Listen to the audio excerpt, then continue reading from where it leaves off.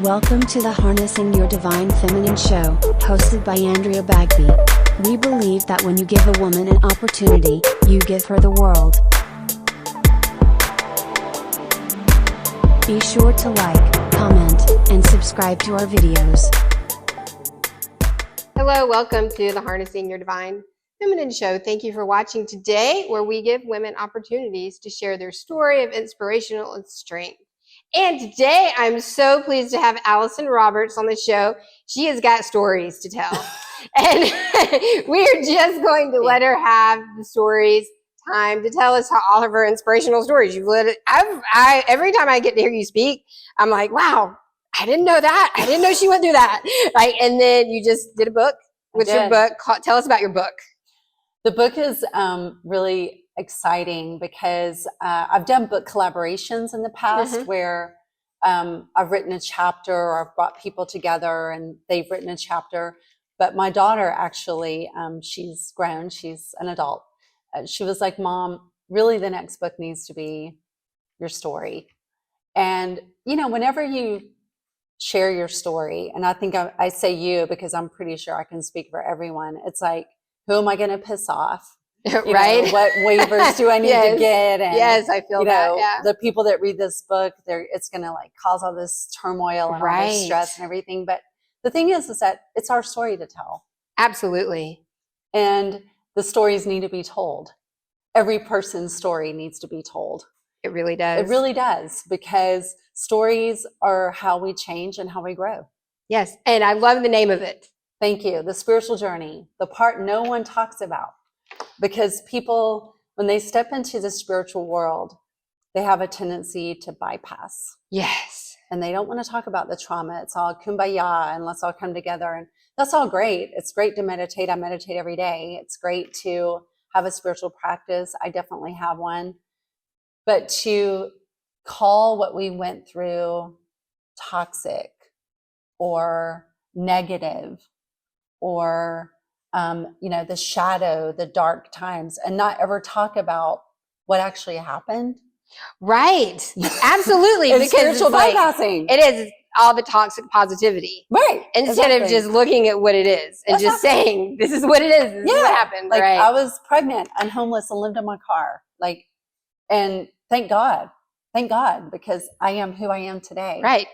Because I went through that. I'm also who I am today for having shared the story. Yes, you are. The very first time I ever shared the story, it was actually completely spontaneously in an interview, a taped interview, which has been seen like, 5,000 or 6,000 times on YouTube. But the person that was interviewing me, she was just like, what's the hardest thing you've ever been through? And I just started talking about it. And she had known me for a while, and she was just writing like, oh shit, on pieces of paper. And like, cameras are running and she's like sliding this over to me like, oh shit. Yes. But I hope it's okay to cuss. I hope I'm not offending you. No, it's okay. Cussing. So yeah, I mean, it's, people today are like, how did you end up in that situation? And it's such a long, winding road, not to sound like the Beatles, but I grew up, with really two narcissistic parents. I mean, if I'm just starting to realize now that the dad who adopted me at birth, he was so much better later in life. He really, looked at his stuff and stopped drinking and like really got his life together. But in my earlier days, I mean, he just was absent. And that's what narcissists do. If you don't play their game, they just cut you off. Right. And so he didn't know what to do with me. And then I wasn't his kid anyway, which I didn't even know until I was 42. Wow. Wow. Yeah. So, and that's a whole nother thing of Allyson having, pretty much a nervous breakdown and not realizing I was having a nervous breakdown and all that stuff. So yeah, I mean, listen, if you're watching this and you've been through, just hell of hells, you're not broken. I just want to say that and like pause. because your story is what makes you absolutely incredible. And it's not just one story. You have many stories. We all have so many things Right. that we've been through. Absolutely. Absolutely. And I love it that you are like this beautiful woman that successfully has your books, you do your TED Talks, but then you're out there going, no, I've been through, I've lived in my car. I've not known when I was going to eat. Like that's the stories people need to hear. Because people look at, I think a lot of them, spiritual speakers, and they think, oh, these people have it together. I couldn't be them. They must have had a perfect life. Like, no, we have not. Like, no. In the last story, I was following you. I may not reach out, but I'm always following you. When your daughter was escaping China. And I was like, oh my God. And I kept on checking in. And I was like, she's going to be fine. She's going to make it out. like I was back there sitting in person. I'd see you come to work and I'd see you get guidance on it. And I would be like, okay, I know what she's here to ask about. Okay. And that was, most people would have lost their mind over that. Yeah.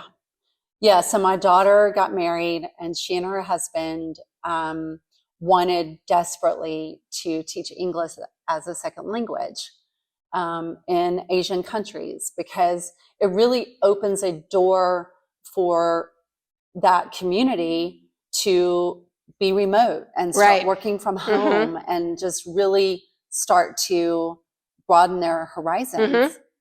And so they went to China, and the second day so just so you all understand, if you visit China, you can't just go to China. Right. It's not like, hi, I'm here. You have to get a visa, but that visa, a visiting visa in China is 10 days. And then on the 11th day, if you don't have a working visa, you either have to leave the country or you have to show proof of that you have a job and that you have a working visa. Right. So day number 2, they found out they had no job. It was all a lie when they got there. So they were like, fine, we'll just leave. We'll come back home. But the company they were working with had taken their passports. And this is the scam. They take your passport and then you can't leave the country, and then you get put in prison, and then your family has to pay hundreds of thousands and thousands of hundreds of millions of dollars to get you out. And it takes like 5 years. So I didn't know this until I called the embassy on the 7th day that she was there. And the guy on the phone was just like, you need to, whatever you have to do, you need to convince your daughter that she has to get out of that country like right now. She has to leave now. And I was like, they don't have passports. Their passports have been confiscated. And he was like, this is what she needs to say to the company that took her passports. This is what she needs to do. So she said all the right things, but what they do is they put you on a blacklist. And so when you get to Hong Kong, if you're on that blacklist, when they check your passport, they arrest you if it's on the 10th day.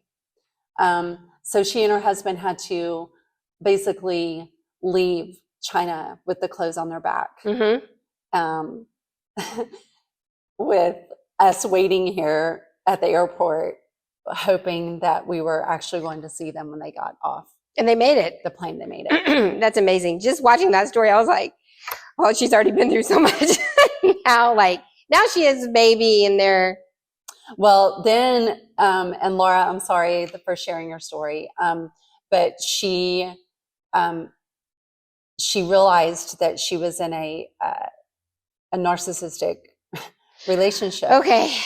And that's what happens. It's like when your parents and your grandparents are narcissistic, that's the kind of love that you learn and you know. You think I did the same thing in relationships. I just thought that's what marriage was. Right. Yeah. Yeah. You think that, okay, I'm supposed to turn on my power over, and I'm not supposed, I'm supposed to get permission to do everything that I do, including like possibly eating when I want to eat, and taking a shower when I want to, and wearing makeup, and fixing my hair the way I want to.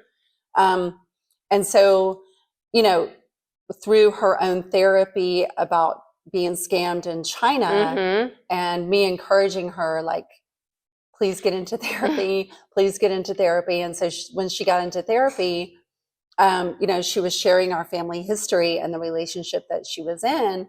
And we were simultaneously in narcissistic, abusive relationships, like at the same time. And my therapist was like, you're being abused. And I was like, oh, I'm sorry, what? Because I thought I had come so far, like getting away from like the family cycles and all of this stuff. And there's different types of narcissism. There's covert, where it's just completely obvious. And then there's overt, where it's like very insidiously, subtleties. Like very windy and curvy. And that's the kind of that we were both in. It was just very like windy, curvy. And so I was able to end my narcissistic relationship pretty easily, even though he was cyber stalking me until like this time last year. Wow. Yeah, we have been broken up since 2017, guys. And he's cyber stalked me. That's like a weird energy. 5 years.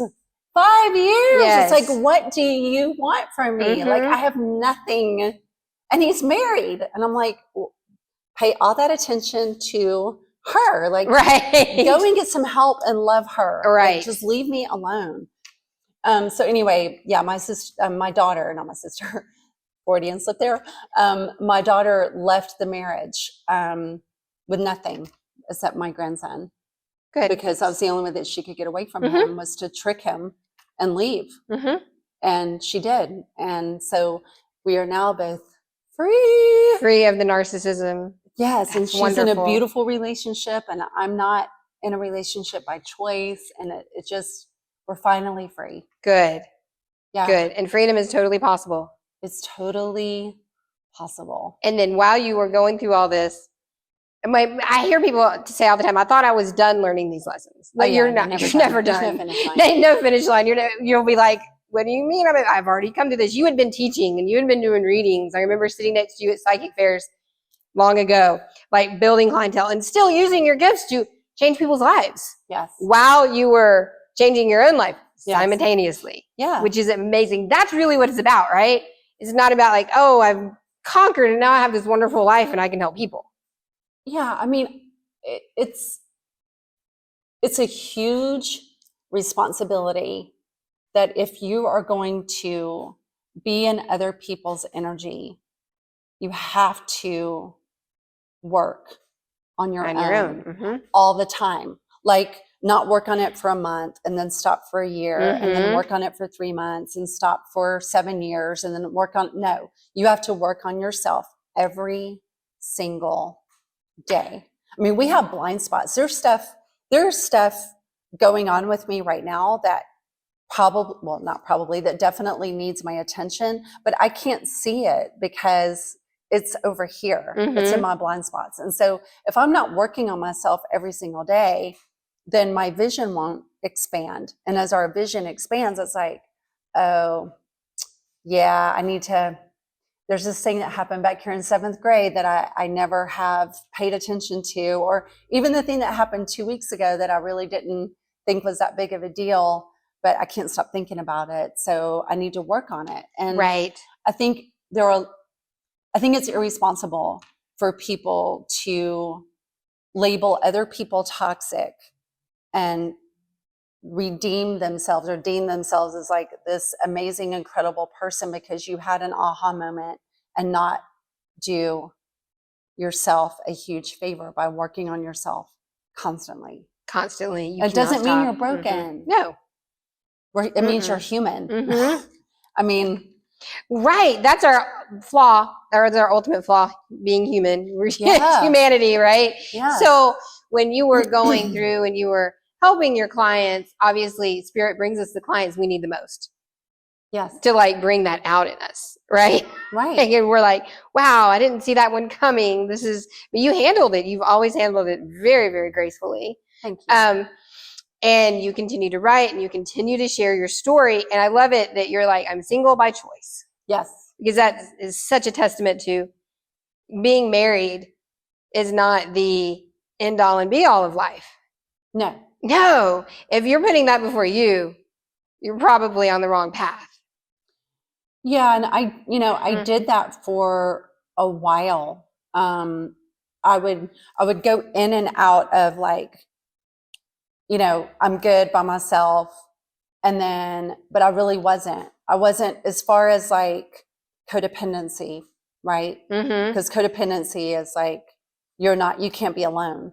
And it's the opposite of love. It's the opposite of love. It's not even, right. Yeah. And so I didn't even realize that I was really in codependency until that last, like, very toxic narcissistic relationship. And that's when the therapist was like, I want you to shelve narcissism. Like, let's just put it over here for a little while. And I want to read off to you the symptoms of codependency. And she's like, I want you to do this. And I want you to put your fingers down when it doesn't apply to you. And I was just sitting. You had two hands up at that point. Like, and then she's like, so your hand is raised, right? Right. You are codependent. And I'm like, mother. Yes. Yeah, like, yeah, I am. So, and that takes time. It does. And we live in a McDonald's society, drive up to the window.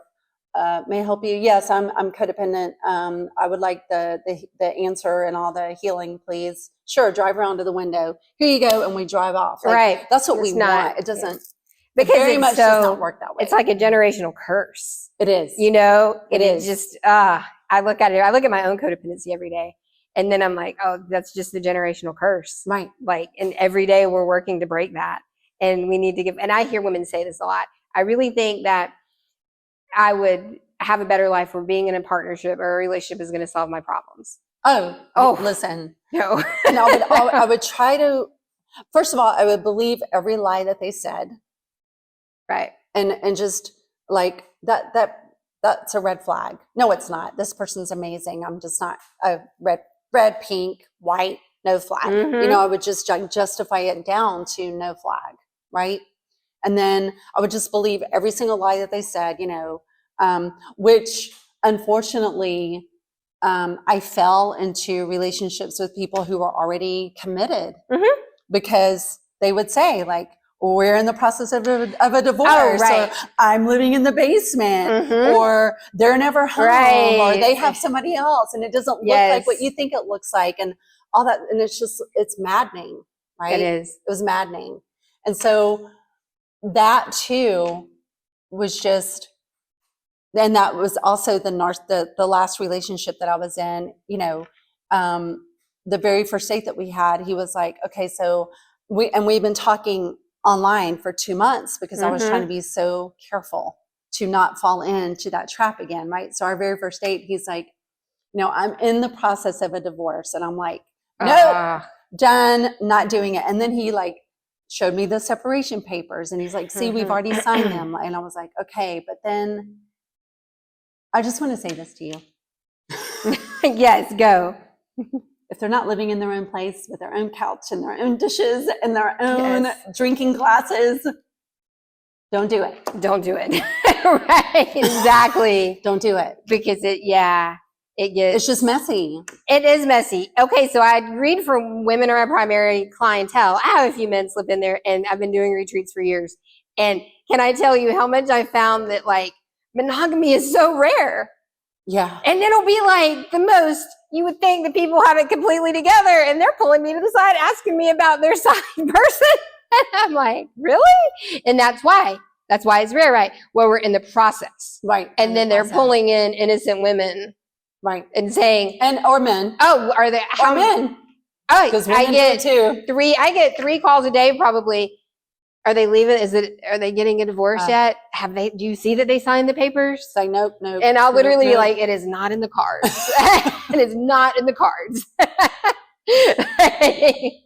And then people just exist in that reality. Right? Except when he met your match with you. But then the thing is that then those of us who have fallen into that trap, and I'm not saying I'm perfect, okay, and by any stretch of the imagination, but then we are made to be the bad person, and the guy is like, or the woman is like exonerated as being like, they're fine. You're the the homewrecker. And it's like, no, actually they're the homewrecker. And we got pulled into this very wicked web of narcissism and gaslighting and the whole thing. Which is why he met his match with you. Yeah. Oh, he met his match. He didn't know that you were going to be like the catalyst to make him think about his behavior. Well, but narcissists don't, because there's nothing wrong with them. Right. They're the victims, and we're all the horrible people. Yeah. His ex-wife and I are actually, we were on the same. Now you're friends. We're not friends, but if she walked in the room right now, I would be like, hey, okay, good. At least you're on the same team. Yes, same team. Yes. Good. So that's just part of, so we have your health. How's your health? That journey. Yeah, I'm great. Good. Your health is good. You've had your love journey, your family journey, and your business journey, being able to step out. I love it that you started out really well, that you first started talking to spirits when you sold burial sites, from what I remember. I love that story. Yeah, I mean, it wasn't the first time, but it was when I realized that I didn't have to do like a ceremony or call in or like light candles or anything. I was standing in a cemetery, and I literally felt like a tap on my shoulder, and I turned around, and there was nobody. There was no body there. Right. No body. And I heard like, hi. And I was just like, oh, no. This is that's what most people say. No, we're not doing this. I don't want to do this. No, I don't want to do this. And I got in the golf cart, and I just like drove off. But yeah, I mean, that was really a gift. That was a huge gift. Of course. To just be like, okay, if I need to talk to someone, if I have to converse with someone that's on the other side, I can do that. I have that gift. And the beautiful thing that's given me is the gift of my dad, because he transitioned in 2017, but he talks to me every day. Yes. And it's so amazing. It's so wonderful. Yeah. Good. So you had your journey where you were working, you were a single mom, you were supporting your daughter, and you had told the story where you brought your daughter to a circle or a spiritual circle, like I always vision, like in a field, and you show up with your daughter. I've done stuff like that before. Like, I don't know what I'm doing or where I'm going or what my next step is, but I think I should go to this thing. And then the people there were like loving and like, that was you. The spirit just opened your next step for you.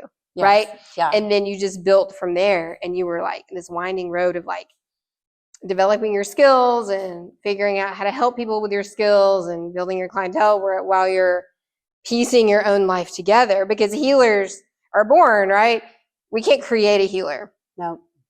And you were born to help heal your family, and your daughter's a healer. Everyone's a healer around you, right? So when you're building your, I know now you have clients. I do. You have clients. So you do, are they coaching? Are they readings? What do you do?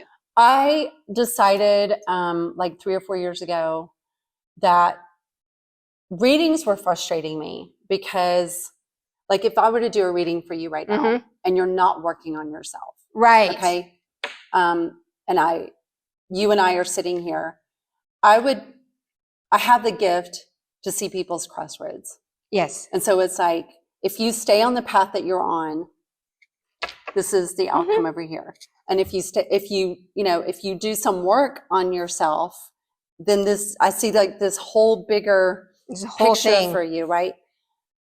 But they either wouldn't know how to do the work on themselves, or they would go back to their therapist, and their therapist would be like, that is the biggest crock of shit I have ever heard in my life. Because nothing against therapists. I love all of you. But there are some therapists who want their patients to stay sick. Absolutely. Just like they just do. Like doctors, like anything, lawyers, like lawyers want divorces to drag out for 6 years, So they would come back to me and be like, well, my therapist said, this or that. And so one day I was working in my garage. So start where you are. You don't need brick and mortar. Just start where you are. Absolutely. So I was working in my garage, and this woman came in that I'd been seeing for 27 or 30 times. And she was like, well, my therapist said, and when she left that appointment, I was like, I am going to get my life coaching certification, and I'm going to start using my gifts in a way that better serves my clients. Right. Because I cannot stand this. I can't do this anymore. And it creates a codependency. Oh, so many people that just get readings and that's all they get. Yeah. It's like a codependent thing, and they're never doing, I find that too, like they're never taking the step. Right. They're never taking the next step to solve the problem that we've been reading on for 5 years. Right. I have that same thing. I'm like, okay, you're going to take a step eventually. Yeah. Right. Right. So now you've expanded past readings. So I call it like sort of like a graduation, right? Yeah. And then now you speak. And now when you have your coaching clients, you try to, what does a coaching session look like to you?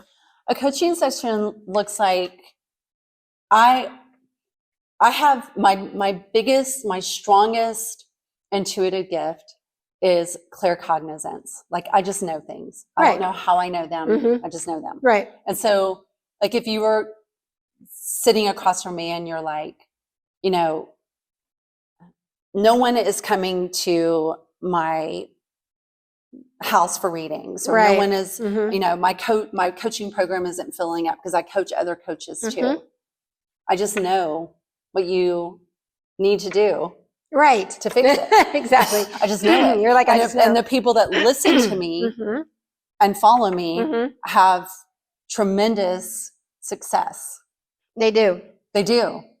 And so, it lights up my whole that's so good existence.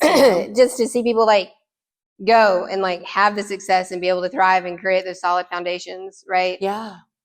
And then they're able to successfully like get out of the cycle of codependency and like, because we can be codependent on anything, and a therapist, a doctor, a partner, our business. Yeah. A business. Where it just gets like, I hate you, but I need you energy. Yeah. Yeah. I've never heard it said like that before, but that is a great definition. May I borrow that? Yeah. When I was at the bank years ago, like stuck in a cubicle, like stuck in a box, clearly that worked for my personality. I was just doing what I thought I was supposed to do. And I remember going to work every day thinking, I hate you, but I need you. And I knew then that was codependency. Wow. That's amazing. Yeah. That's incredible. I have never in all these years have heard somebody explain it that way. Yeah. But that like landed in my like solar plexus. It's like, that's a great, it's like addiction, right? The definition of addiction is also like, I hate you, but I can't live without you. Exactly. And that's scary to have that relationship with anyone or anything, or even like spiritual tools or churches, right? Yeah. All of it. So your website, what's your website? It's AllysonRoberts.com. So easy. AllysonRoberts.com. Very, very good. And then they book with you, and you do Zoom and you do in person. I do mostly Zoom. Okay. If you are, in Woodstock or Canton and you just want to see me in person, I will make it happen. I saw somebody this morning in person. But I prefer Zoom, and here's why. Because that time that we could spend traveling to each other, right? You could just be meditating or working on yourself. So I'd much rather just do Zoom. Yes. Even if you live locally, I'd much rather do Zoom. So I remember you taught, I think it was a class or something you wrote years ago, and it was called "This Ain't No Magic Pill." Right. This ain't a magic show. Right. And now it's a show, baby. It always resonated with me because people want me to show up and do this like they're expecting us to do some magic show to like flip a switch and like, okay, when you leave here, your problems are going to be solved. Yeah. No, that's not at all, right? Like when you leave there, you're going to have more questions. Yeah. And I'm taking a breath because I just remember when I did work, in my garage, and clients would come like one after the other, and I was doing a lot of Reiki then. And I do long distance Reiki with my clients now, but I was doing it like they're on the table. And I just remember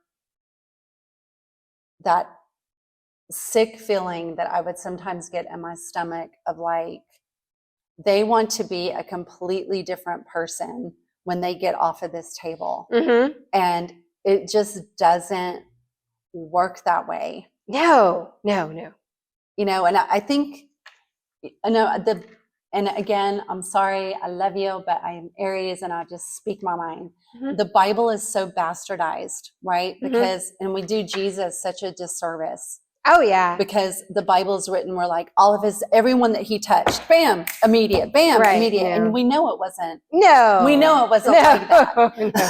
We know it wasn't like that, you know?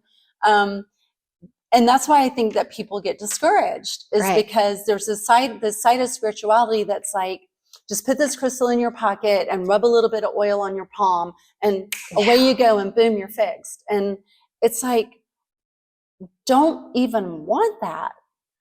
Like, want the journey. Like, Right. want that journey. Yes. Because it's the journey. It's the journey in which you're just like, my God, I do have worth. Yes. My God, like, I love my freedom. And it's the journey that gives us critical thinking. Right. And it's the journey that's like, wow, I hated that part of my life so much. And now I see what a beautiful, amazing gift, you know, and it's like, I love my mother tremendously. I don't have anything to do with her in this body and flesh, but I'm hoping that when one of us crosses over, that our relationship will be transformed out of this meat sack that we carry our soul around. We live in, yeah. Right. But I love her for the fact that, you know, I know that she was doing the absolute best that she could. And you don't get that in a magic pill reading. You don't get that in one Reiki session. That kind of wisdom comes with the time and the journey and the winding roads and falling down and staying down. Yes. And like getting back up and getting back up. Right. But and evaluating like, okay, I fell. Why did I fall? And why did I stay down? Right. Like, why did I beat myself up so much that I didn't feel worthy to use my legs to stand back up again? Was it what other people were saying about me? Was it what they were thinking about me? What was it?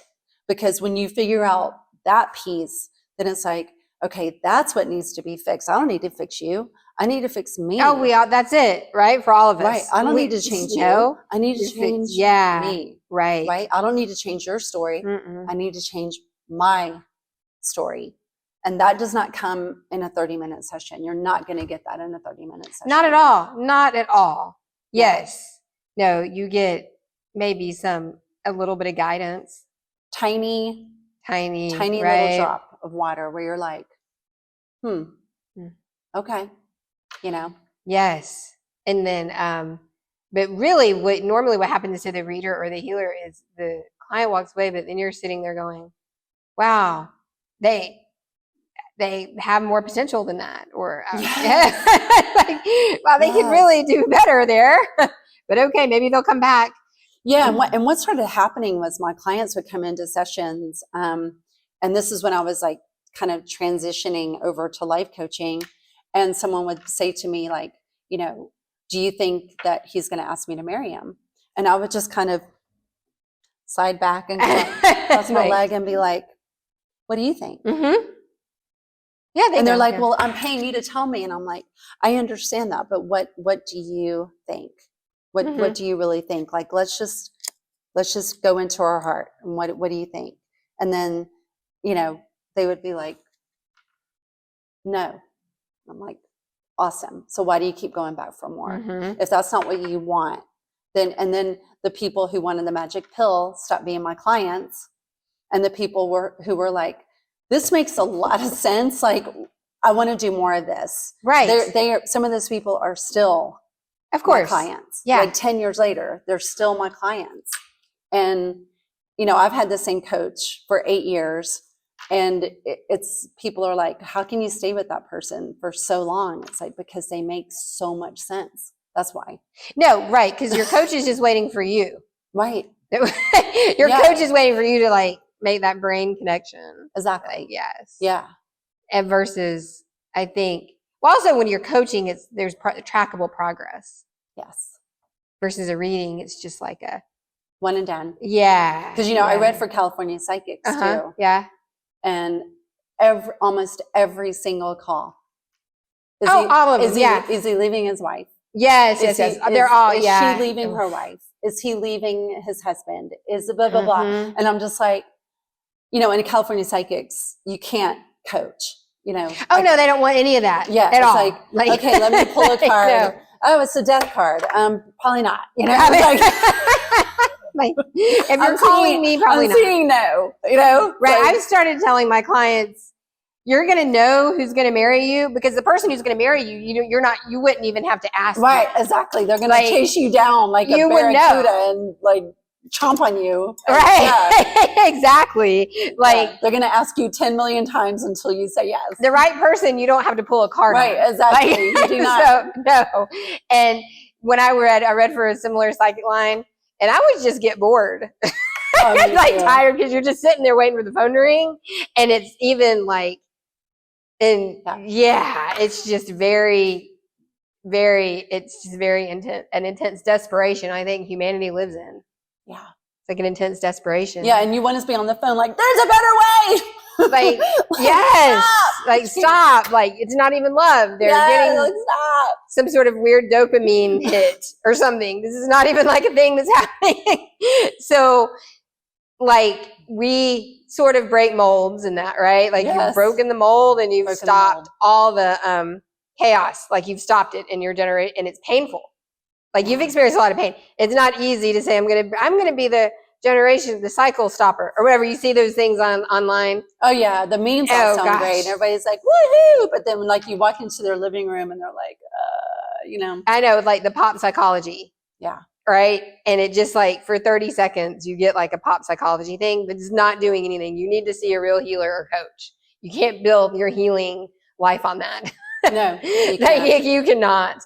And then you have to, but you broke the mold. You broke the curses of your parents and your grandparents. Yeah. And I want to say this because I think I was thinking about this actually on the way over here.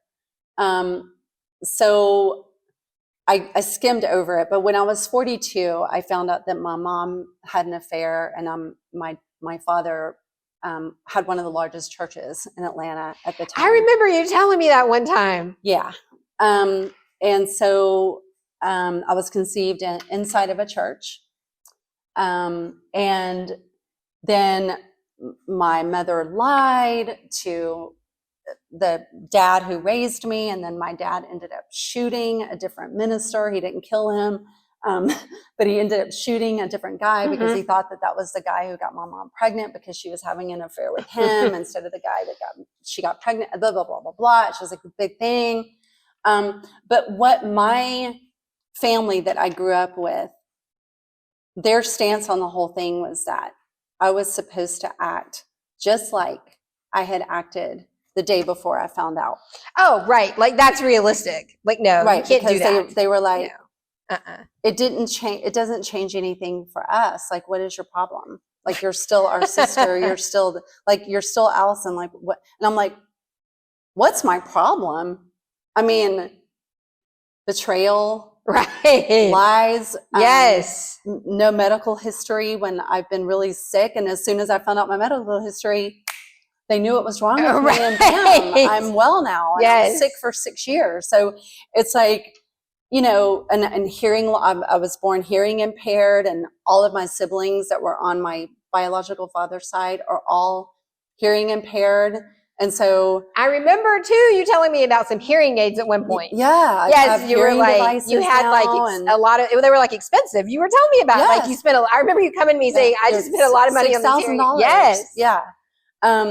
And I was thinking about this on the way over here because I haven't seen you in a little while because of COVID and all that. But I wanted to talk about this like very quickly. When you break your family cycles, you are probably going to lose them. Yes, you are. Absolutely. And it hurts Mm-hmm. desperately. Mm-hmm. So breaking a family cycle doesn't come without a lot of screaming and yelling and crying. Mm-hmm. And it also comes with the biggest personal liberation that you ever experience in your entire life. Yes. And, you know, my oldest sister on my mother's side, I ended up telling her like a month ago, because I accidentally texted her, that I'm indifferent toward her, because I am, because she's one of the biggest abusers. Like, she didn't allow me to see my dad before he died, the dad who raised me. She was like, oh, he's not your dad, remember? You know, you can go off and see your other, you know, dad, because, and I'm just like, wow, okay. So indifference, when you're breaking family cycles, indifference is when you know that you've made it. I tell people that you can't go from anger to forgiveness. There's a middle step, indifference. Like, well, I honestly, I have forgiven her and I love her.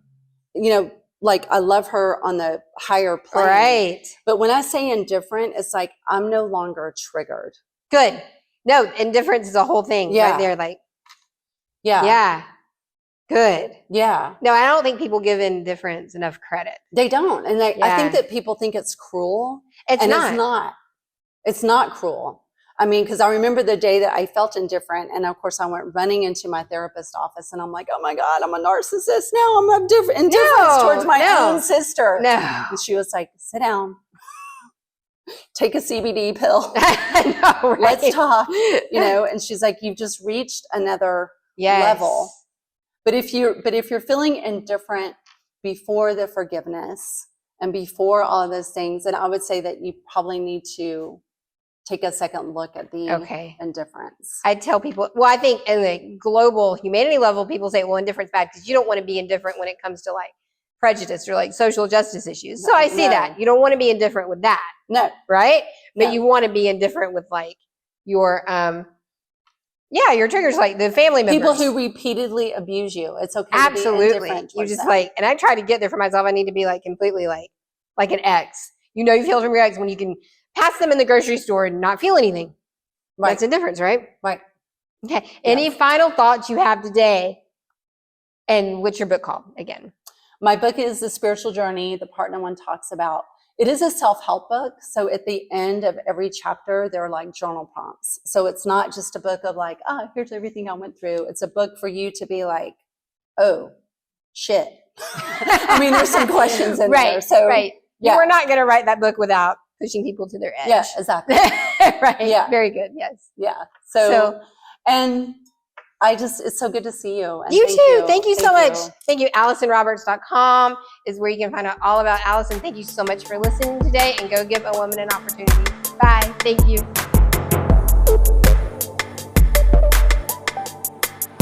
The Harnessing Your Divine Feminine show is produced by 8 Robinsons TV.